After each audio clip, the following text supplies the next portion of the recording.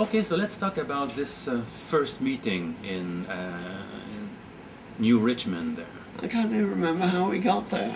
Well, you didn't walk, that's for sure. No. So But was it? Did you use sure. a buggy or a horse or?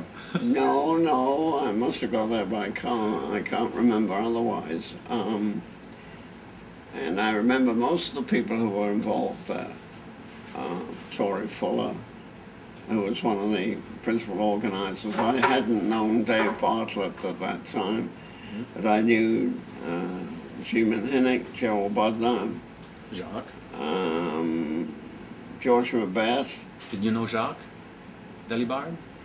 Jacques, and well, there's Lee Nelson. Patterson, Bill Patterson. Yeah. Who else was there? Lee Nelson. No, I hadn't met him before.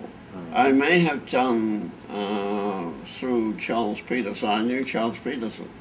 From? Oh, you've been to his courses, I understand, no? Or lecture or something? Well, we took part in a sort of seminar and so forth on, I guess it would have been the bicentennial, 76. But it was earlier than that. It's in connection with something that Peterson was very much involved with. And a book was written. But since the meeting was in '68, you must have met him before that. Oh yes, I did, because I participated in one of his seminars to produce this book. And it was really a history of the preservation movement at that time, and also ideas of where it might go, for instance accreditation and things like that. And I remember I wrote an article. So I knew... These are the people that were there? Yes. Alice Allison I knew sort of peripherally. What was she? What? She professional? She was an architect. Architect? Yeah. Oh yes, in Toronto? And she was interested in conservation. David Bartlett I hadn't known before. Gerald Budner I knew through Jim and Henning. We were friends, in fact. We had some interesting sort of connections in that respect, because I used Gerald as a sounding board and consultant, and I had some very interesting experiences. He also managed to find for me a lovely little star fixture for my Niagara house, which I put up there. It's got it in a box somewhere now. But also Gerald, I consulted on the colours of St. Mark's, painting St. Mark's Church after we took down the ceiling because of a damaged roof structure. It had been held up since it had been rebuilt in 1822 until 1965 by Providence alone. By Providence alone. I always remind the Anglicans of that as they get sort of hoity-toity about the superiority of their churches. They were not very superior.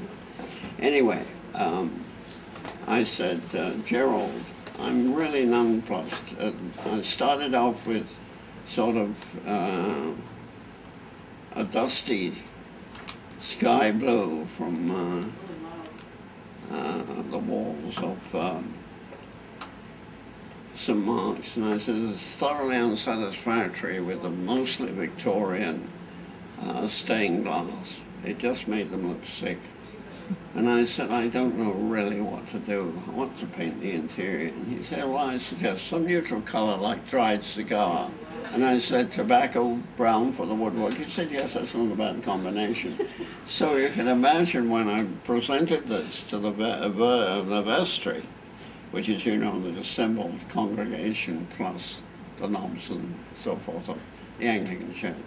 And I presented it to them, and I said, dried cigar and tobacco brown for the woodwork. You should have seen their faces drop.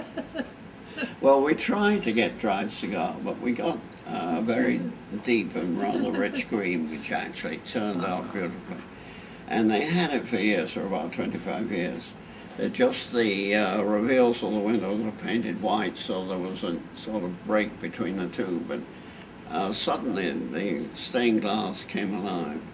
they've since painted it a pale yellow, which is soiling now because the dust is going through the lath and plaster and depositing the layer on the face. So you've got these striations all the way, which of course you didn't see in the dark green tone.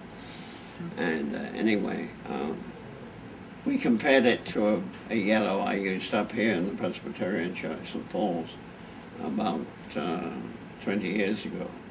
And difference between chalk and cheese.